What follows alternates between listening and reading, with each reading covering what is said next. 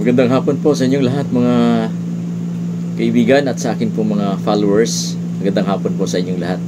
Gusto ko lang pong mag-video ng personal kasi gusto ko pong pasalamatan yung aking kaibigan na si Anichelle. Siya po kasi ay na-touch doon sa kanya napanood na video ko ng mga previous months na kita niya yung taong ina-interview ko na natutulog sa tabindaan. So nag-pledge po siya. Sabi niya pag nakaluwag-luwag siya ay magbigay siya ng cash. So sa madaling sabi, siya po ay nakapagbigay twice sa mga taong nasa kali natutulog, mga kaibigan. Pero mayroon po tayong nabigyan na nangangailangan din. Napaabutan natin ng konting tulong, pamasahe, on and off cam ang ating nabigyan. May video po akong papakita na abutan natin, nakakatulong po sa kanilang mga pangangailangan. So kailangan na kailangan nakapagbigay po tayo ng kunting halaga at yung iba naman ay hindi ko na din po na videohan yung mga kapatid natin na nasa kali natutulog kasi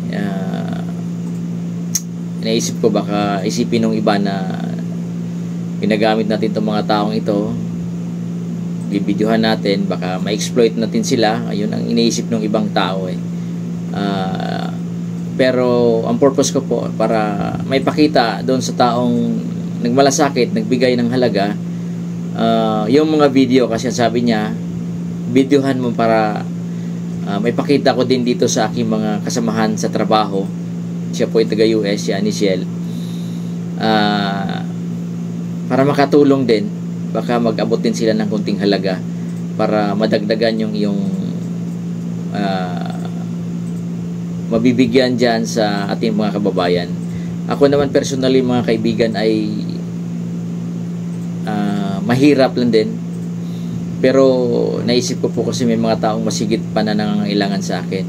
Yung mga taong natutulog sa kalsada na hindi po makakain ng pagkain tuwing sila po yung mag-umagahan ng tanghalian, hanggat hindi po sila makapagpanghingi, mangangalkal sa basura. So nakakahabag po yung mga ganong klaseng tao. Kawawa po sila.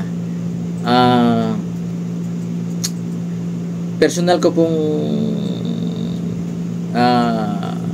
pera minsan ang naibibigay ko, pero hindi naman kalakihan. At least mayroon po akong naiabot, at least madugtungan yung kanilang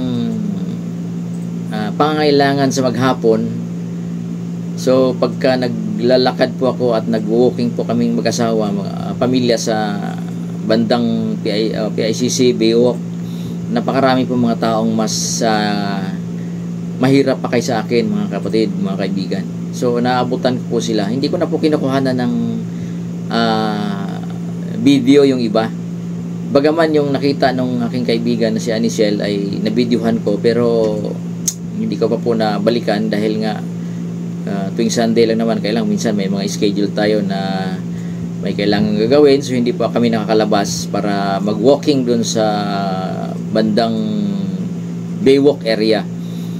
So salamat Anichelle sa iyong kagandahang loob na naibahagi sa pamamagitan ko. Maipaabot natin itong kunting tulong doon sa ating mga kababayan. Inisip ko na bibili ng bigas, grocery para maabutan sila. Pero minsan kasi mga kaibigan, wala po silang malulutuan. So mas sinisip ko doon na bibigyan na lang sila din ng pagkain para diretso kain na sila. Kasi sila po ay hindi naman naglalagay sa isang lugar, kundi sila po ay palakad-lakad, palipat-lipat ng kanilang matutulugan. At napakarami po talaga dito yan sa Maynila, mga kaibigan. Nagulat nga po ako dito kasi napakaraming ganong tao pagdating ko dito. Ako po taga Mindanao, pero napakarami palang tao dito sa Maynila na ganon, yung pang walang tirahan, walang bahay na matirhan. So nasa kali lang po sila, minsan sa ilalim ng tulay natutulog. So napakarami po nila. na dapat pong matulungan natin. Wala na po silang choice. Hindi naman po sila talaga siguro ma-employed kasi ma-employed dahil nga wala naman silang mga alam, walang natapos.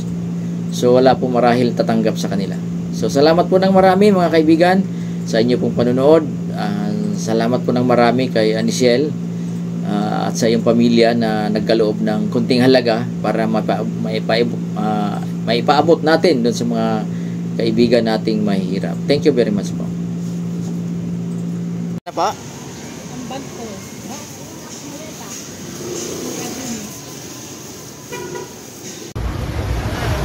Salamat sa tulong mo, Anashel Schoolfield.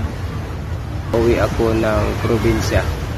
Sana marami pa kayong matulungan katulad namin na nangingi ng tulong. Salamat talaga sa inyo dahil sa iyo at kay Dudong. Salamat sa inyo. Good luck. Sana marami pa kayong matulungan na mamahirap. Kasama po natin si Stephen. Ngayon po ay nandito siya sa MOA pero taga Fairview daw po siya. Nanghingi po siya ng kunting tulong para sa kanyang lola na may sakit na siya po nag-aalaga. So, ilang taon na yung lola mo, Stephen? 67. Ikaw nagbubuhay sa lola mo? Tapos Stephen, bibigyan kita ng kunting tulong para sa lola mo ha. Pasalamatan mo. Sino ngayon pasalamatan? Anong pangalan ng sinabi ko sa'yo? Ate Anishel. Maraming salamat po Ate Anishel sa tulong po ninyo balik. So yung ibibigay ko sa yung kunting halaga, Stephen, ibili mo ng ano bang bigas? Bigas ba yun? Bigas po at ulam po. So pagkatapos mo makahingi dito ng magkano yung ano mo? Mga 500. Uwi ka na ng Uwi ka na ng saan kang uwi? SM Fairview po. Tala Barangay 180. Yan. Shiel, ito yung kaibigan natin na nakita ko dito sa sa may MOA. Bibigyan natin siya, Shiel, ng konting halaga, Shiel, para makatulong siya sa lola niya. Si Stephen. Nung ipilido mo, Stephen? Tamayo. Nag-aaral po si Stephen ng grade 6 ba? Sige, Stephen ha. So, pakakainin muna natin siya, Shiel, tapos bigyan natin siya ng konting halaga para makatulong sa lola niya. Sige. Ate Michelle, maraming salamat po sa 500 at pagkain po. Malaking tulong na po sa amin po para po makabili po ng kanin at bigas po. Maraming salamat po.